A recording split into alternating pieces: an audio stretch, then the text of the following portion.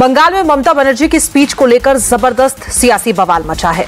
ममता ने कहा था कि अगर बंगाल में कुछ हुआ तो पूरे देश में आग लगा देंगे, वो मोदी की कुर्सी तक हिलाकर रख देंगे। उन्होंने डॉक्टर से भी काम पर लौटने की अपील की, लेकिन जब स्पीच पर विवाद बढ़ा तो ममता बनर्जी ने सोशल मीडिया के जरिए सफाई दी। ममता ने कहा कि उनके बयान को तोड़ मरोड़ कर पेश किया जा रहा है। बंगाल में बीजेपी के एक्स प्रेसिडेंट दिलीप घोष ने इस पर कहा है कि ममता जो फांसी की सजा की डिमांड कर रही हैं, सीबीआई पर सवाल कर रही हैं, इसके पीछे सच्चाई यही है कि उनकी सरकार और पुलिस ने ही सारा केस बिगाड़ दिया है। ममता बनर्जी डरी हुई है। उन्होंने पहले सबको डराने का प्रयास किया, मुंह बंद करने के लिए। धीरे धीरे लोगों का रोष जिस प्रकार बढ़ रहा है, असंतोष बढ़ रहा है। उस दिन स्टूडेंट्स छात्र समाज की जो नवान्न अभियान था वो भी काफी बड़ा हुआ। कल बीजेपी की बंद हुई, तो इससे उनका ऊपर जो प्रेशर आ रहा है और उनको लग रहा है कि ये जो वातावरण बन रहा है, कानून व्यवस्था बिगड़ रही है, ना जानी क्या यहाँ राष्ट्रपति शासन हो जाए, धारा 356 हो जाए, इससे डर करके वो धमकी दे रखे हैं कि आग जला देंगे, आग लगा देंगे। कुछ करने का नहीं है, उनके साथ उनके लोग भी अभी नहीं है। वो सीबीआई के ऊपर आक्षेप लगा रहे हैं। ये क्या कोई टाइम बाउंड उनके साथ कोई एग्रीमेंट हुआ है कि 7 दिन में 10 दिन में हम कर देंगे? ये प्रोसेस चल रहा है। आप खुद अपने सरकार के द्वारा सारा एविडेंस को खत्म कर देंगे और इधर उल्टा बोलेंगे कि इसको फांसी डालो। आप क्यों नहीं दिया? आपका पुलिस नहीं दिया? फांसी भी चढ़ाना है किसी को, उसका पीछे एविडेंस चाहिए, नहीं तो ना कोर्ट कार्रवाई कर पाती है ना सीबीआई। तो एविडेंस आप खत्म कर देंगे और फांसी मांगेंगे, दोनों एक साथ नहीं चल सकते। वहीं बंगाल बीजेपी के अध्यक्ष सुकांतो मजूमदार ने गवर्नर सीवी आनंद बोस से मिलकर ममता बनर्जी की शिकायत की। आरोप लगाया कि ममता संवैधानिक पद पर बैठकर असंवैधानिक बातें कर रही हैं। सुकांतो मजूमदार ने इल्जाम लगाया कि ममता बनर्जी वही जुबान बोल रही हैं जो बांग्लादेश की जमाते इस्लामी बोलती हैं।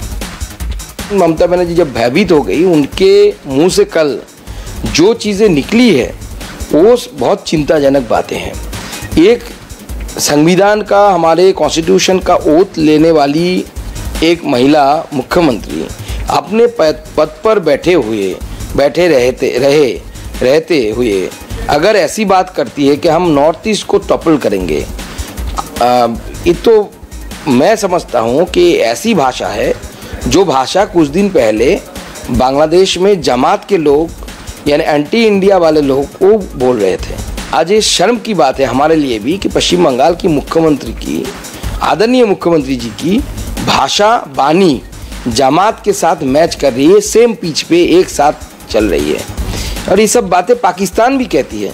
ये बहुत चिंताजनक बात है। इसलिए मैंने गृह मंत्री जी को लेटर लिखा, ये इंटरवेंशन होना चाहिए।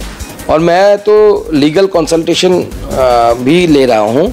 अगर मेरे लॉयर्स, मेरे एडवोकेट जो हैं, उनसे मैं कंसल्ट कर रहा हूं। अगर इसमें अगर हम जा सकते हैं तो हम कोर्ट भी जाएंगे, हम पीआईएल करेंगे और ममता बनर्जी की कॉन्स्टेंट करने के लिए या विड्रॉ करने के लिए उनको बाध्य करेंगे। इस बीच ममता के असम, बिहार, झारखंड, ओडिशा और दिल्ली में आग लगा देने वाले बयान को लेकर एक शिकायत दर्ज कराई गई है। ये कंप्लेन दिल्ली में एक वकील विनीत जिंदल ने दर्ज कराई है। वहीं तृणमूल कांग्रेस ने कहा है कि उनकी पार्टी के कानूनी जानकार इस शिकायत का जवाब देने की तैयारी कर रहे हैं। टीएमसी नेता कुणाल घोष ने कहा कि सच्चाई तो ये है कि बीजेपी बंगाल को डिस्टर्ब करना चाहती है, वो ममता बनर्जी के पीछे पड़ गई है। They want to disturb West Bengal. Their target is Mamata Banerjee, this BJP and anti-Bengal lobbies. They are trying to disturb Mamata Banerjee and Bengal. So they have planned in many ways. ये सुकांत मजूमदार जिस राज्यपाल से मिलने गए थे, उसके खिलाफ राजभवन में क्राइम अगेंस्ट वीमेन एलिगेशन है और वो कॉन्स्टिट्यूशनल प्रोटेक्शन लेके बैठे हुए हैं।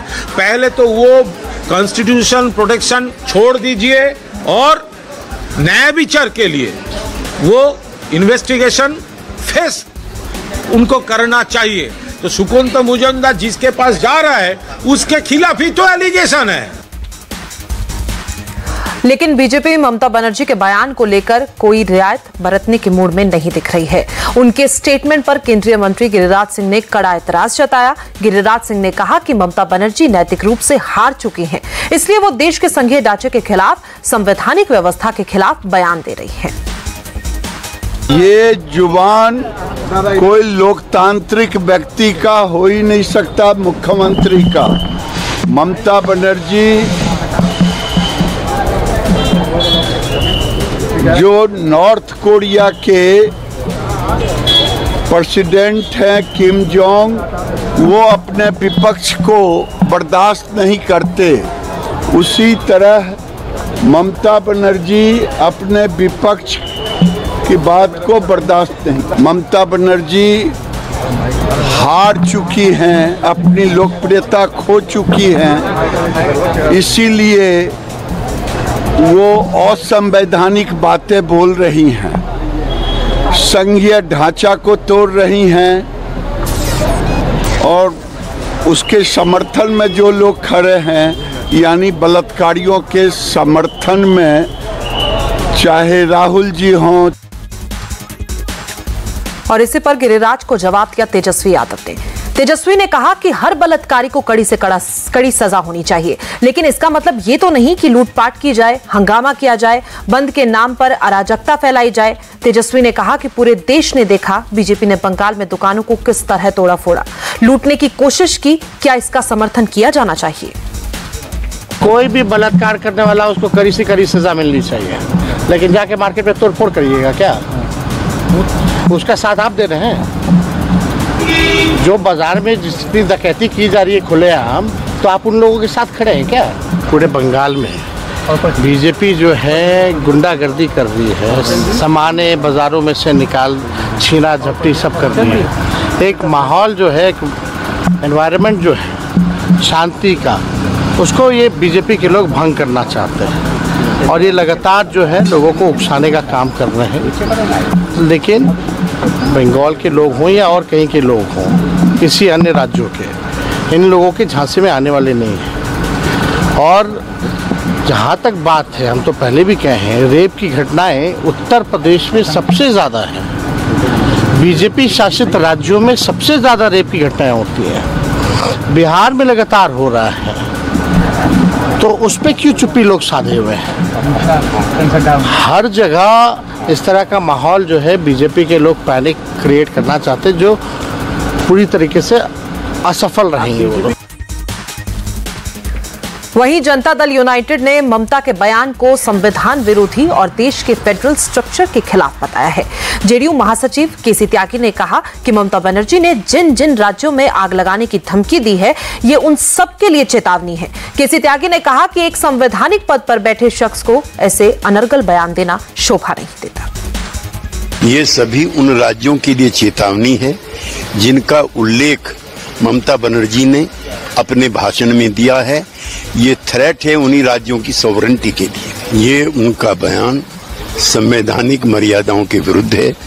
कैसे चुना हुआ एक मुख्यमंत्री दूसरे राज्यों में आग लगाने की, विध्वंस करने की या अराजकता फैलाने की वकालत कैसे कर सकता है?